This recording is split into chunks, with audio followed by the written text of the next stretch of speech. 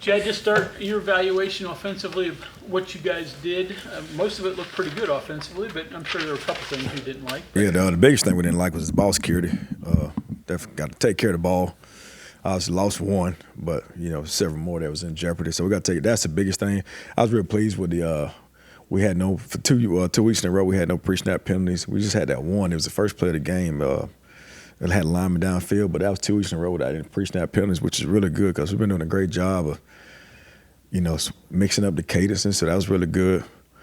We were efficient passing the ball, which was really great to see. We're explosive running the ball, broke tackles, and we played clean football outside of that ball security. That's really poor. Outside of that, we played real clean football. On the pressure with Garrett, what that was. That one right in his face. Miscommunication and poor lack of execution between the center and the running back. Okay. He was carrying the ball wrong on that fumble? Well, no, he was just trying to get to.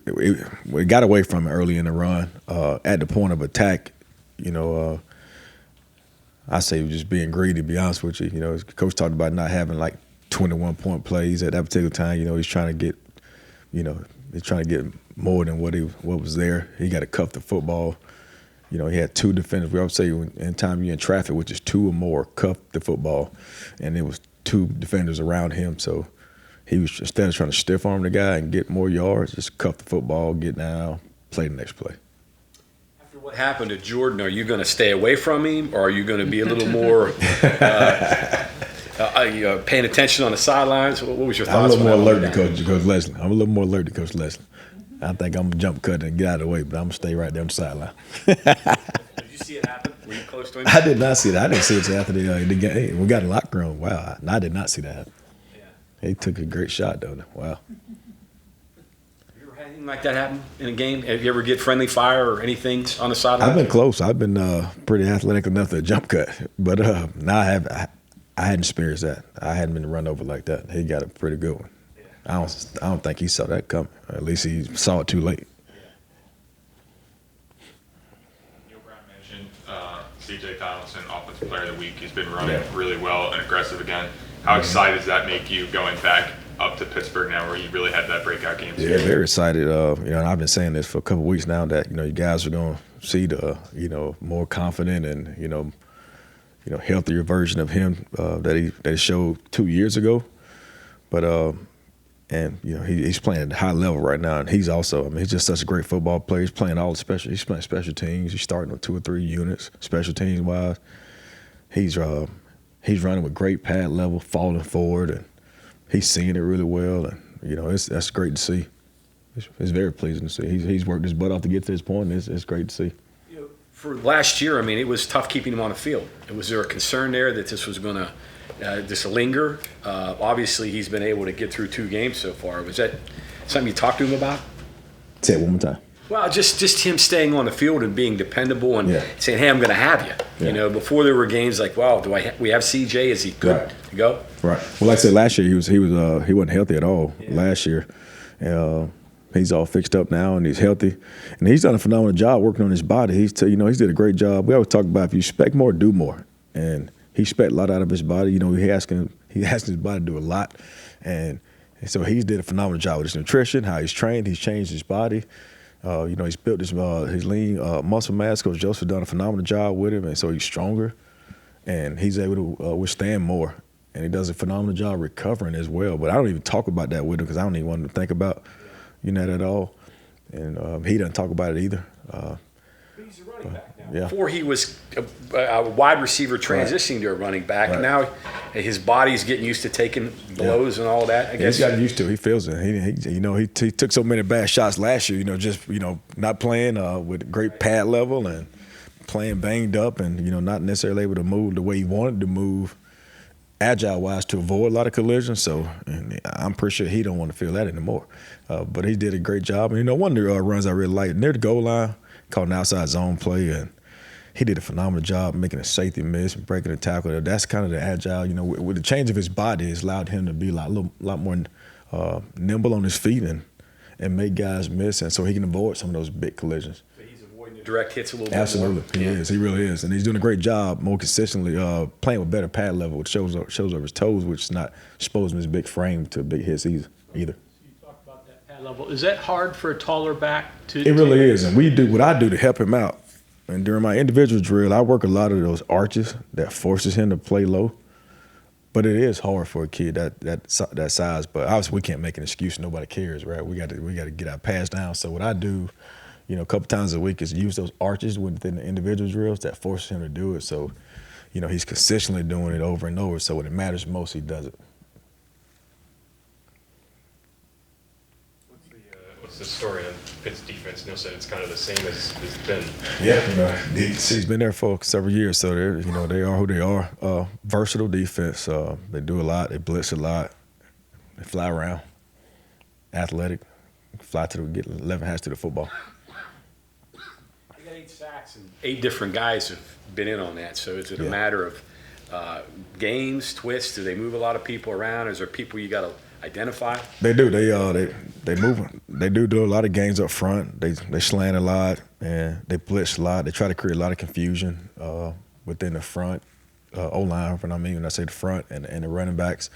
So we got to do a great job this week. O-line and running backs being on the same page, communication wise, and same page to understand who has who. So because it might be a time where the O-line might miss and the running backs can make them right, vice versa. So this week's a great week for us to get on the same page. And we've done that for the most part. That hiccup we had last week was, that's uncharacteristic of us and shouldn't have happened. Coach, do you say anything to Green going into such a big game because he didn't play in the game in 2022 and then last year injured so early? He hasn't really had this experience in terms of being the guy. Not really. Really, but the only thing we say to all of these guys is that it's a second opportunity on the big stage, and we got to capitalize on it. And they need to go play with emotion. They don't naturally do that, but it's got to be controlled emotion. And for him, he's just got to repeat success. He had a great week last week. Just follow that up with another week. Not put any, I think just the momentum and atmosphere around this week gonna create enough excitement, that he needs. So he just consistently do what he did last week. The way Pitt plays defense, sometimes it's tempting to throw it down the field, but with the way their corners are back to the ball, is it tempting for Garrett to say, hey, see green grass, take off? Absolutely, he needs to do that. And he did that last week, and that's just who he is. And we did not see a lot of that the first week, which is not who he is. And then he did that a lot last week. So, I hope he does do that. But we got to be able to hit some shots downfield. We did that this week, and that was good for the receivers to see, and it was good for him to see those guys make those plays for him last week as well. So we got to be able to take some shots, and then when I look at him pulling the ball down and run, I look at it more as him not making bad decisions. The younger Garrett Green in the past would force those throws. Older, more mature, understands, sees the game a lot better. He's going to get yards and live to play the next play, which is what we need. How hard is it to develop Rodney Gallagher when you're sharing on both sides, and how do you work that out? Well, they do a great job in the meetings. He kind of goes back and forth. This is a tough task, just to answer your question. It's a tough task to do it. Now, first of all, he's very intelligent, he's very smart, got great football intelligence. If he didn't have that, it'd be hard for him to, go both ways. So natural football player, great football intelligence. He's done a phenomenal job in the offseason, doing a lot both ways. So it ain't really, it's not a lot. We're not asking him to do a lot. He knows everything offensively, so it was great. We didn't ask him to do that last year. We knew in the future we move him back and forth. So we wanted to make sure he knew the entire offense. So he knows the entire offense. So from that standpoint, there's no issues. Defensively, he did a lot in the offseason. He spends a lot of time with them during the week. So obviously he got to do extra in regards to watching more film and what we call open hours, and he does. So that helps him out. He really doesn't have a lot of experience in either of those positions. Right. I mean, he wasn't really a wide receiver or a defensive back. So that's just a phenomenal athlete. Yeah. Tough task, though. Robinson and Bray closer to regular contributions? They are. They made some strides last week. That was good to see. That was good. I was excited for them. I was happy for those guys. Justin Robinson made some big plays for us last week, and And it was good to see Jaden Bray get the big ball. You know, he needed that big time for his confidence. But they are. And hopefully those guys break out any time now. We got talent at room, man. Those guys in that room would do a lot. But it's good to see those guys come along and be able to make some plays for us last week. Do you have any experience with Pitt prior to West Virginia? I do. Well, when I coached at Carolina, we played those guys. Okay. So obviously, Narduzzi was the coach then? Yes, sir. Okay.